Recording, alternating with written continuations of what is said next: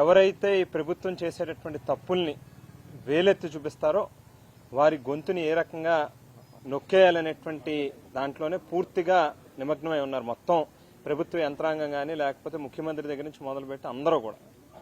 ఇవాళ అంబటి రాంబాబు గారు ఈ ప్రభుత్వం తాలూకా తప్పుల్ని వేలెత్తి చూపిస్తున్నారు. ఉదయం లెగిస్తే ప్రభుత్వంలో జరుగుతున్నటువంటి తప్పుల మీద మాట్లాడుతున్నాడు, ఆయన ప్రశ్నిస్తున్నాడు అనేటువంటి ఒకే ఒక్క ఉద్దేశంతో ఆయన్ని ఏదో రకంగా భయభ్రాంతులకు గురి చేయాలి, ఆయన్ని కృంగదీయాలి మానసికంగా అనేటువంటి ఆలోచనతోనే ఇవాళ వారి ఇంటి మీద దాడి చేసి ఇంట్లో ఉన్నటువంటి వస్తువులను అన్నిటినీ కూడా పగలగొట్టి కారులకి నిప్పు పెట్టినటువంటి పరిస్థితులు మనం చూసాం.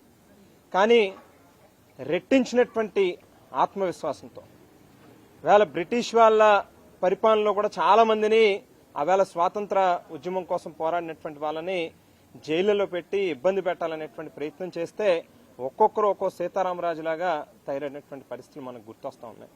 ఇవాళ అదే రకంగా అంబటి రాంబాబు గారు కూడా ఈ ప్రభుత్వం ఆయనని ఏ రకంగా కృంగదీయాలి అనేటువంటి ప్రయత్నం చేస్తే దానికి ఇంకా రెట్టించినటువంటి విశ్వాసంతో ఆత్మవిశ్వాసంతో పనిచేస్తాననేటువంటి మెసేజ్ని చాలా స్పష్టంగా మొదటి రోజు నుంచి కూడా ఇస్తా ఉన్నారు. ఇవాళ ప్రభుత్వం ప్రజల తాలూకా సమస్యని పూర్తిగా గాలికి వదిలేసింది కాబట్టే ఎప్పుడు మనం కని విని ఎరగనటువంటి చావుల్ని మనం చూస్తా ఉన్నాం. రోజువారీ తాగేటటువంటి నీళ్లు తాగితే ప్రజలు చనిపోతా ఉన్నారు, పాలు తాగితే చనిపోతా ఉన్నారు.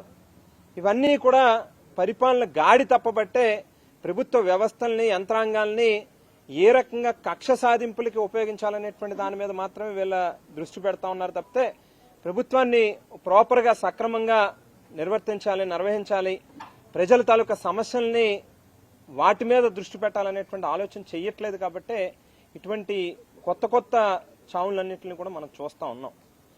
గతంలో మనం చూసాం, వంగవీటి మోహన్ రంగా గారు పేదవాళ్ళకి ఇళ్ల పట్టాలు ఇవ్వండి అని చెప్పి ఆయన ఇంటి బయట నిరాహార దీక్ష చేపడితే ఎంత ఘోరంగా ఆయనని హతమార్చారో చూసాం.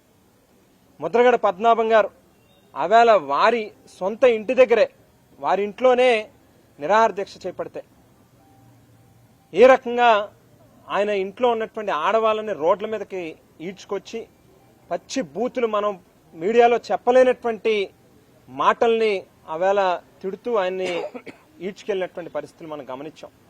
ఇవాళ అంబటి రాంబాబు గారి విషయంలో కూడా చూసాం. వారి ఇంటి మీద వారి ఇంట్లో ఆడవాళ్ళు పసిపిల్లలు ఉన్నారనేటువంటిది కూడా ఆ మాత్రం ఇంగిత జ్ఞానం కూడా లేకుండా స్వయంగా స్థానిక శాసనసభ్యురాలే డబ్బులిచ్చి జనాన్ని తీసుకొచ్చి ఇవాళ రాంబాబు గారి ఇంటి మీద ఏ రకంగా దాడి చేశారు అంటే ఎంతసేపు ఉన్నా కూడా చంద్రబాబు నాయుడు గారికి కాపులని ఏ రకంగా అనగదొక్కాలి, వారు ఎక్కడైనా కొంత రాష్ట్ర స్థాయిలో ఓ నాయకుడి కింద ఎస్టాబ్లిష్ అవుతున్నారని అంటే వెంటనే వాళ్ళని ఏదో రకంగా తుదిమట్టించాలి.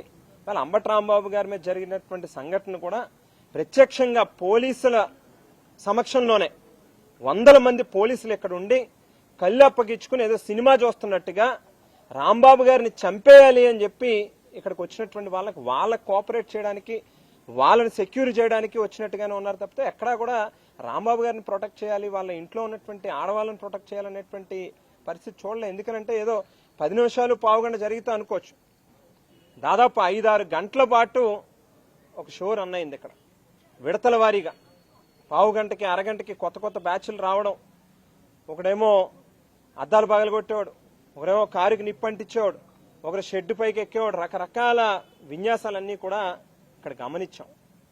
ఒకటే చంద్రబాబు నాయుడు గారు గుర్తుపెట్టుకోవాల్సింది ఏంటంటే, మీరు ఏదైతే ఈవేళ కొత్త సంస్కృతికి సాంప్రదాయాలకి తెరలేపారో ఇవి మీకే తిరిగి రేపు చుట్టుకుంటాయనేటువంటి విషయాన్ని మాత్రం దయచేసి గుర్తుపెట్టుకోమని చెప్తూ, మీ తాలూకా బెదిరింపులకి మీరేదో భయపెడతామని అనుకుంటే అవి దానికి ఎవరు కూడా ఇక్కడ భయపడడానికి మాత్రం సిద్ధంగా లేరు అనేటువంటి మాటని ఈ సందర్భంగా చెప్తూ, రాష్ట్రంలో ఉన్నటువంటి వైఎస్ఆర్ కాంగ్రెస్ పార్టీ శ్రేణులు అందరూ కూడా ఈ రకంగా ఎవరినైనా ఈ ప్రభుత్వం ఇబ్బంది పెట్టాలి అన్యాయంగా అని అనుకుంటే ఖచ్చితంగా వారికి తోడుగా నిలబడేటటువంటి కార్యక్రమం జరుగుతుంది.